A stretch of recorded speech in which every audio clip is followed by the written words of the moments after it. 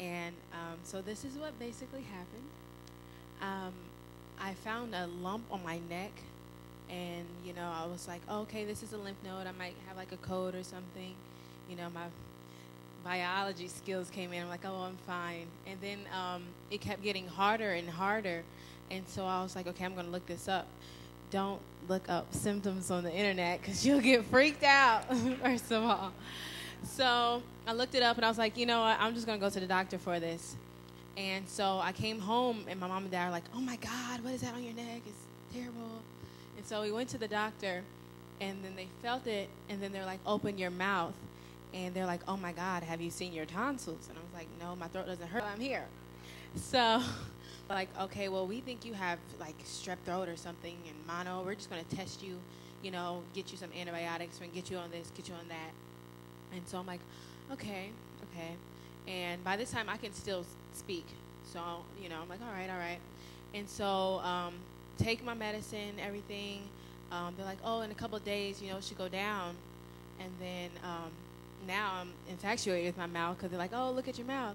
So every day I'm looking at my throat, and nothing's getting better. And I actually start having stomach pains, and I just start feeling like really like sick. And I never felt sick before. It was just, my neck was hurting. So one day I look in the mirror, and I'm like, oh my God, Dad, come look at my throat.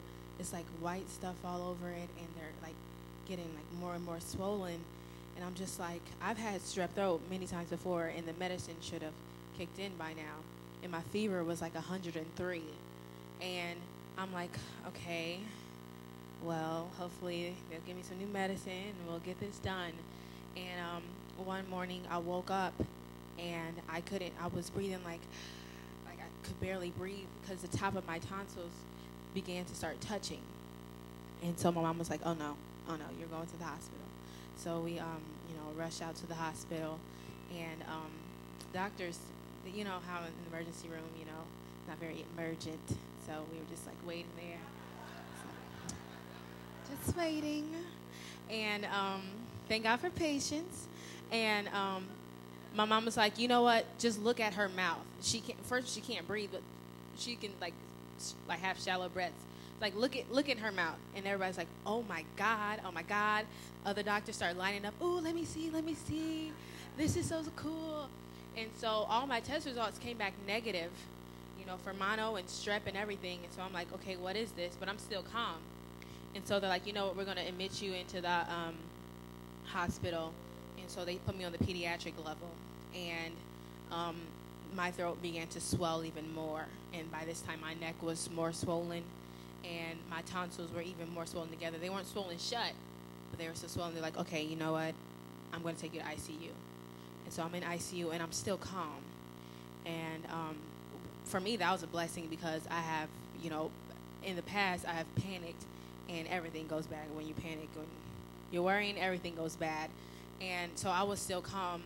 And then I was doing well, and they're like, okay, well, if you can eat, then we'll take you back to the pediatric level. Since we don't know what's wrong with you, we don't want you to go home, but you can go back down at ICU. And so, my competitive self, I made myself eat, and I drank that, and we went back down the next day. And then my godparents, Daddy Moore and Mommy Moore, Deshaun, David, they came and saw me, and like we were laughing, and all of a sudden, like I just, my throat got really, really tight. And then I couldn't swallow. And I was like, oh my, okay. I was saying anything. I was just like, okay, let me just drink something. I tried to drink water, and it would not go down. And then it starts getting, I feel like getting tighter and tighter. Then all of a sudden it closes. And I'm freaking out. They're giving me this breathing treatment. I'm freaking out. And my dad comes over. He was like, let's just sing. And I couldn't speak. And at that point, it's just like clicked. It's just like, when I was well, we would go to hospital visits. I'd be like, all right, Dad, let me get something straight. I'm not singing. I'm not about to do a little dance in this hospital. We're just going to visit. Do not volunteer me to sing. I will not sing. And somebody else like, you just selfish. You just selfish. Like, So, but when I was in the hospital and I couldn't even sing for myself, I couldn't speak. It's just like, God, like, oh, you not going to sing? Oh, okay. You're not going to sing. You're not going to speak. And that night, they were like, okay, the breathing treatment was opening up a little bit, but I was still really laboring to breathe. And scary thing, they took some chest x-rays, and they're like, oh my God, because at first they're like, oh, you can wait till 6 o'clock, we'll do the surgery to take out your tonsils. And they're like, because we don't like taking out tonsils when they're affected, because, you know, it's a high risk that you'll bleed a lot. And after they took the chest x-rays, because they started hearing fluid and wheezing in my lungs, they were like, you know what, we're going now. You're getting surgery now. And they started closing. But in the meantime, my dad was playing a tape, and I was a man preaching, and it was just, you know, stepping out on faith, basically, and, you know, and so I was just like, you know, I'm going to believe you. I'm still crying. You know, I can't breathe, can't talk much, so I'm just sitting here, you know, like, Jesus, please. Jesus, I need you. I know that I should have been acting right in the first place, but I need you now. And so I go into surgery, and, you know, surgery rooms, if you've ever been one, it's cold and it's scary, and the lights are weird. It's just, so I go in there, and then they put me under, and I wake up, and there's no speaking at all. And I go home and everything, and it's just painful, and I couldn't speak. They said I could speak in about a week and a half. I couldn't speak for 3 weeks, and I was just like, oh my God, and I couldn't sing for longer, and I was just like, you know, by this time, I'm not about to, you know, have a pity party. I was up there YouTubing songs, listening to other people sing, acting like I'm living the words, like I'm singing. It's just like, when I get out of this, God, when you pull me out of this, you don't have to worry about me being anything.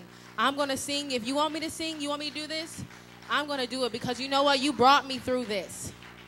And before that, at a family reunion, I was supposed to sing a medley. I was reluctant, first of all. And I was supposed to sing a medley, and then the schedule didn't go as planned. And so I wasn't going to volunteer myself because I didn't want to sing in the first place. And so I was just like, okay, yes, let's go ahead and finish this up. So I never got to sing the medley. But that was, you know, in a way, God, that's what I needed, because the 3 songs I was going to sing, they spoke to me in each stage of my sickness and my recovery. And one song was Jesus, you know, there's something about that name. And I thought about that song when I could not speak, my throat was closing, and they're like, oh my God, you need to go to surgery. And I was like, oh my God, Jesus, I need you, Jesus. And it's more I said Jesus, the more calm I got. And then the next song is He Touched Me. He touched me. And the surgery, you know how, as infected as it was, the doctors never seen anything like it. So they're like, you know, she might bleed a lot. You know, she's going to have some bleeding. No bleeding. I came out no bleeding. Clean surgery. And He touched me. He had His hand over me. He was like, I'm teaching you a lesson. I'm not trying to, you know, hold you back. I'm not trying to kill you. I'm teaching you a lesson. And so that song, He Touched Me, it spoke to me. It didn't really speak to me when I was singing it earlier for my family reunion, but it spoke to me then. And then the last song is Falling in Love with Jesus. And I know my mom and dad, they did a great job taking care of me, but at the middle of the night when I didn't wake up, I had to, every 3 hours, I was taking medicine, so I really couldn't sleep. I was in pain, or just, you know, being on that medicine. And, you know, He was my best friend. And I forgot who my real best friend was. I depended on humans so much that I forgot who my best friend was, and that's Jesus. And so falling in love with Jesus really was the best thing I ever done. Out of anything I've ever accomplished, without Him, I wouldn't be here. So these 3 songs that I'm about to sing to you guys, they really speak to me, and I hope they speak to you as well. And they really did help me get through this.